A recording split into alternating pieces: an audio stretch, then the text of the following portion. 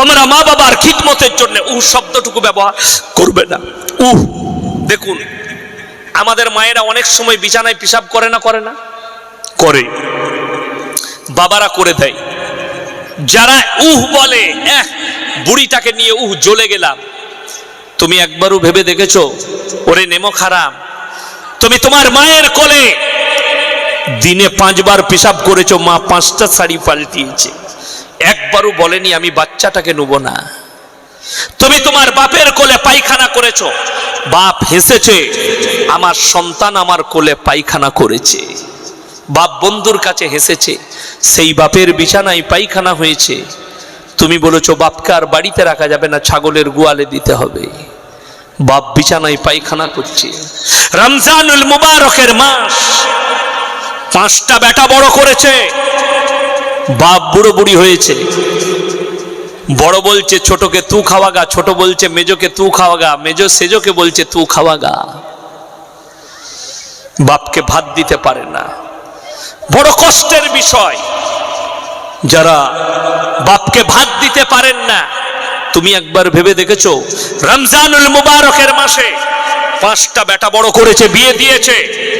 5টা বেটা নিজের বৌদিকে নিয়ে, ছেলেকে নিয়ে গরম ভাত খাচ্ছে। এক কিনারায় ঘরের ভেতরে একটা কুঠরির ভেতরে বুড়ো বুড়ি বসে রাতে ঠান্ডা ভাত দিয়ে সাহারি খাচ্ছে। আর তুমি ফজরের নামাজে গিয়ে আল্লাহকে বলবে আল্লাহ আমার রোজাকে কবুল করে নাও। আমি ইয়াসিন আল্লাহর কসম খেয়ে বলছি কিয়ামতের দিনে সব আমলগুলো ফাঁকা দেখতে পাবে। তোমার মা বাবার সঙ্গে উঁচু আওয়াজ করে কথা বলো না। ফিরাউন জাহান্নামী না জান্নাতি? বাবা জাহান্নামী। ফিরাউনের বাড়িতে আল্লাহ মুসা নবীকে লালিত পালিত করলেন, করেছেন না করেননি? তিনি লালিত পালিত হয়েছেন ফিরাউনের রাজপ্রাসাদে।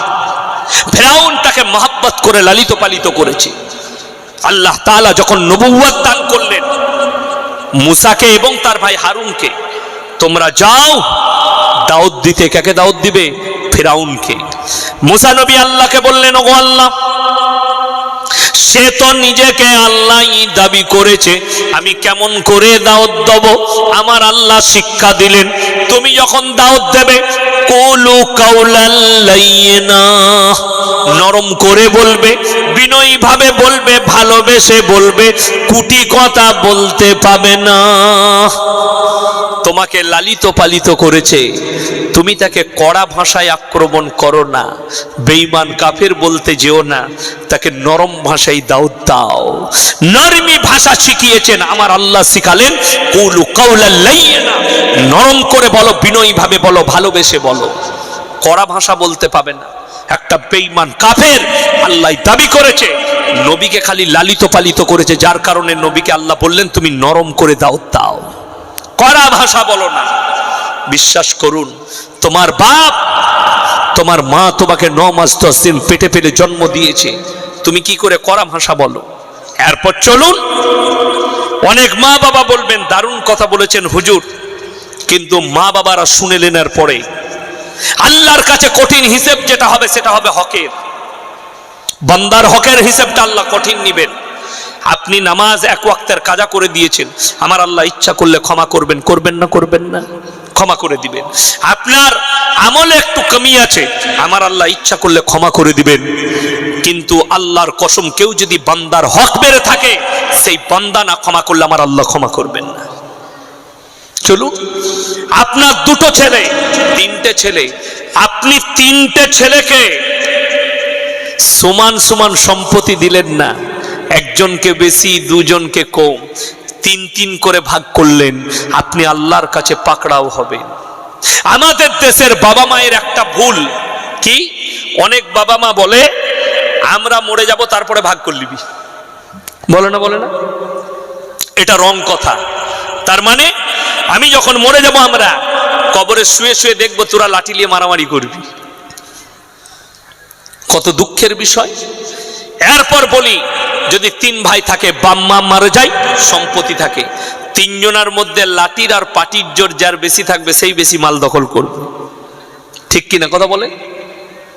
তার ফেভারটাই বেশি যাবে। এখন তো আমাদের দেশে এমন এমন তাহাজ্জুদ গুজার বেরিয়েছে, তাহাজ্জুদের নামাজ পড়ে, মাকে বলছে বহরমপুর নিয়ে যাচ্ছি। কি করতে রে? বলে ডাক্তার দেখাতে।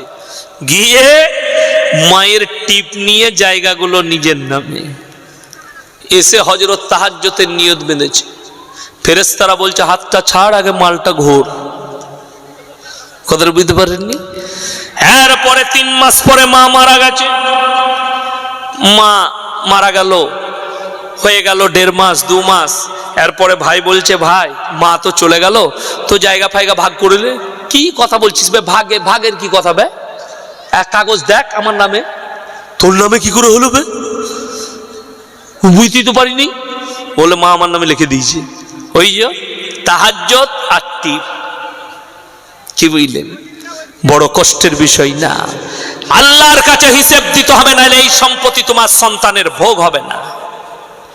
সমানভাবে তোমার ভাই বোন যে যা হক পাবে ফেলিয়ে দাও। আমার আব্বাজি আমাদের 4 ভাই 2 বোন, যাকে যা দিবার 1 ছটাক জায়গা নেই আমার বাপের নামে, কিচ্ছু নেই। তো আমার একজন ফুফুইত ভাই হয়, কালো ভাই নাম, সে একদিন মজাক করে মাদ্রাসায় এসে বসে আমার আব্বাকে বলছে মামা তোমার নামে তো কিচ্ছু নাই, তুমি কিছু রাখলে না? বলে এই বুকা, আমার আল্লাহর উপরে ভরসা আছে। আল্লাহ আছে, তোদের আল্লাহর উপরে ভরসা না, ইমানটা মজবুত কর, আল্লাহর উপরে ভরসা কর।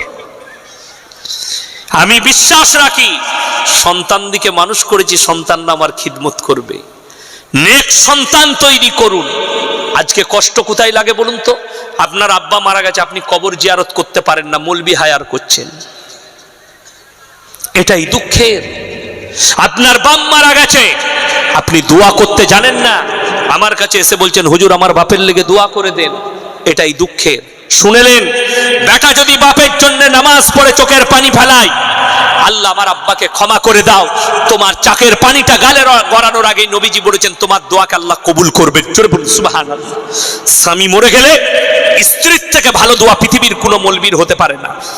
স্ত্রী মরলে স্বামীর থেকে ভালো দোয়া কোনো পৃথিবীর মৌলবীর হতে পারে না। আপনার মুসল্লায় বসে স্বামী দোয়া করবে, আল্লাহ গো আমার স্ত্রী এত ভালো ছিল, আমাকে মহব্বত করত, মুমিনা ছিল, তুমি ক্ষমা করে দাও, তোমার চোখের পানি খালি গড়ানো লাগবে, আল্লাহর কাছে কবুল হয়ে যাবে। জোরে বলুন সুবহানাল্লাহ। বড় কষ্ট। আপনি ভালো করে দিন শিখলেন না, ওই জন্য প্রত্যেকটা ভাই দিনই শিক্ষা নেব। জোরে বলুন ইনশাআল্লাহ। এর থেকেও যেটা শুনিয়েছি তার থেকেও ডেঞ্জার আয়াতটা শোনাচ্ছি, এরপরে শেষ করব। শেষ আয়াত শুনেলেন, আপনার চোখ দিয়ে পানি আসবে এই ডেঞ্জার আয়াত শুনলে। যাদের বাড়িতে মানে কোরআন আছে খুলবেন এখান থেকে গিয়ে 8 পারা, কত পারা বললাম? 8 পারা, প্রথম পৃষ্ঠা, প্রথম আয়াত। ওয়ালাউ আন্নানা নাযালনা ইলাইহিমুল মালাইকা ওয়া কাল্লামাহুমুল মাউতা ওয়া হাশারনা আলাইহিম কুল্লা শাইইন কুবুলা মা কানু লিউমিনু ইল্লা আন ইয়াশা আল্লাহ ওয়ালাকিন্না আকসারাহুম ইয়াজহালুন। হে আমার নবী, পৃথিবীর মানুষকে বলে দাও, ওয়ালাউ আন্নানা নাযালনা ইলাইহিমুল মালাইকা, আমি যদি এদের কাছে ফেরেশতা পাঠাই, মালাইকা মানে ফেরেশতা, ওয়া কাল্লামাহুমুল মাউতা, আর যারা এদের পূর্বপুরুষ মারা গেছে তারা যদি কবর থেকে উঠে আসে আর বলে তোমরা মুমিন হয়ে যাও, ভালো হয়ে যাও, দিনদার হয়ে যাও, হে আমার নবী, তারপরও যে নেমক হারামরা মানার নয় তারা কখনো মেনে নিবে না। কত ডেঞ্জার আয়াত! কবর থেকে যদি তাদের পূর্বপুরুষরা উঠে আসে তারপরও তারা মেনে নিবে না।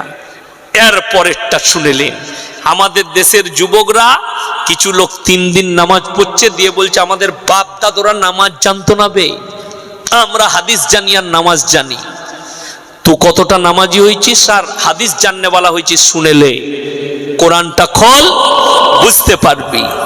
আল্লাহ কোরআনে বলেছেন সাবিকুনা সাবিকুন উলাইকাল মুকাররাবুন ফি জান্নাতিন নাঈম সুল্লাতুম মিনাল আউয়ালিন ওয়া কালিলুম মিনাল আখিরিন।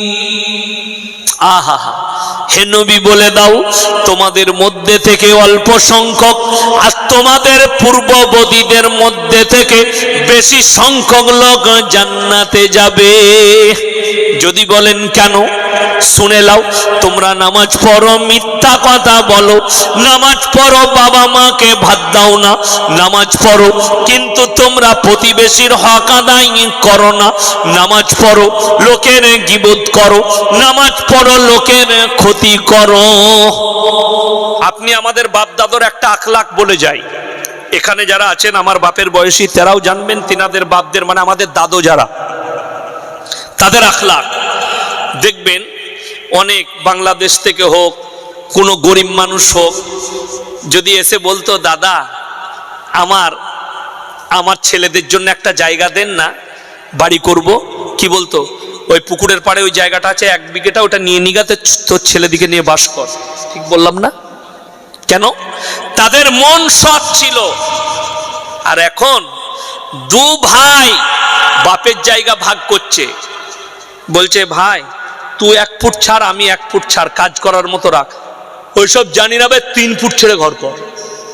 ঠিক বললাম না ভুল বললাম? 1 ইঞ্চি জায়গা ছাড়ছ না।